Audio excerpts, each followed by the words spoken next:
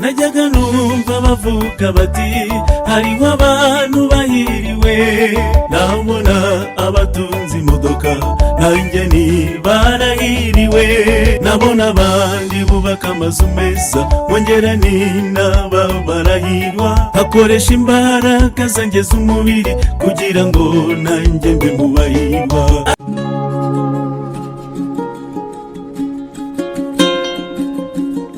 This is Gospel Moment with David.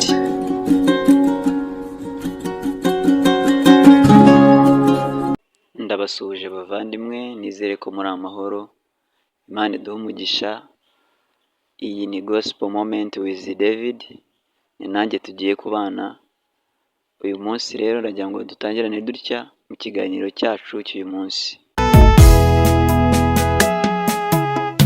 Imisaha y'ibigeragezo kuki wiheba, ukagera naho buri byiringiro, umutima ugatwarwa n'amaganya, ukibagirwa ko ufite uwagutabara.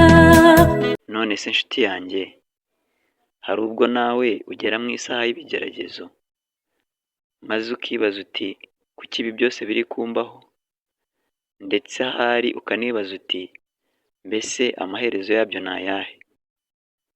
Reka tubaze aba ngaba twumve icyo babitubwiraho. Umubyeyi yakwibagirwa umwana we yabyaye akamusiga rwose, ariko njyewe sikundira guciye imanzi mu kiganza sinzaguhana. Ese koko burya n'igihe bigaragara ko turi mu bigeragezo bidukomereye, Imana iba iri iruhande rwacu? None se niba ari byo kuki bitubaho? Ubwo se koko twakwemezwa n'iki ko Imana iba iri iruhande rwacu? Nigeze yibagirwa ba basore batatu ubwo bajugunywaga mu itanura ry'umuriro, yabakuye mwari bazima maze isi yose irumirwa bati Uwiteka arakomeye.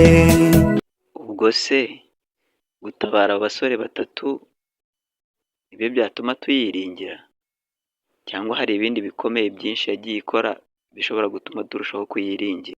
Yatabaye na Danieli ubwo yari mu rwobo, ubwo yari hagati y'imikaka y'intare, yari mu burinzi bw'ishobora byose, kubwo kwizera Imana ihabwa icyubahiro. Ibyo ni ukuri koko, Imana yacu irakomeye, ariko bitewe n'ibigeragezo tunyuramo, ngiye hari ubwo mba meze nk'aba bantu. Narwanya numva mfite kwiheba, umutima wanjye ukababara cyane, ariko nakwibuka ufite Yesu nkunda cyane, umutima wanjye ukanezerwa. Nibyo koko, kubaho muri iyi si iruhanije kubaho ibibazo n'amakuba n'ibyago, nta cyiza nko kubaho ufite Yesu.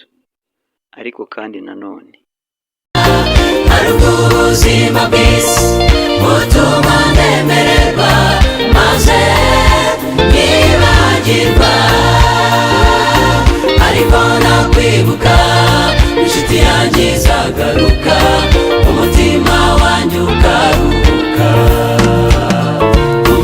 mu bigaragara hari ibicantege byinshi, ariko nk'abantu bizeye Imana dukwiye kwibuka ibi ngibi. Umunsi umwe nzaruhuka imiruho yose naruriye mu isi, umunsi umwe nzahanagurwa amarira yose naririye mu isi, umunsi umwe ibyambayeho byose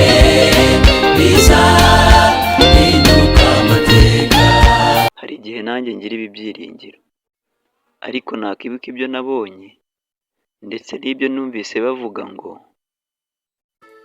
najyaga numva bavuga bati hariho abantu bahiriwe, nabona abatunze imodoka nanjye barahiriwe, nabona abandi bubaka amazu meza wongera ni naba barahirwa, hakoresha imbaraga zangeza umubiri kugira ngo nanjye mbe mu bahirwa.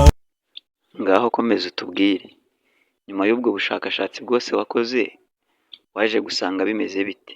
ariko nyuma naje gusanga abatari babahiriwe, nyuma yo gusoma Bibiliya yera ikamenyesha abahiriwe, abafite inzara y'ubutumwa bwiza Bibiliya imbwira ko ari bo bahirwa, namaze gutera igisa umugongo kugira ngo nanjye mbe mu bahirwa.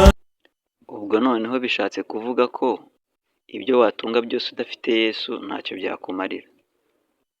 none kugira ngo nanjye mbe mu bahirwa nakora iki?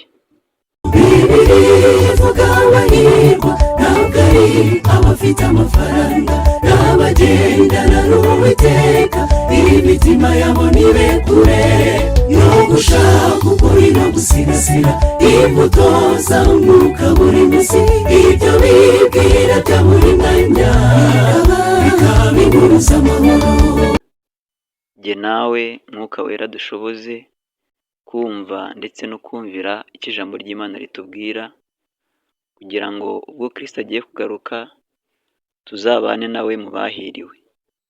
muri uyu mwanya nibyo mbasabira, nanjye nisabira mu izina rya Yesu.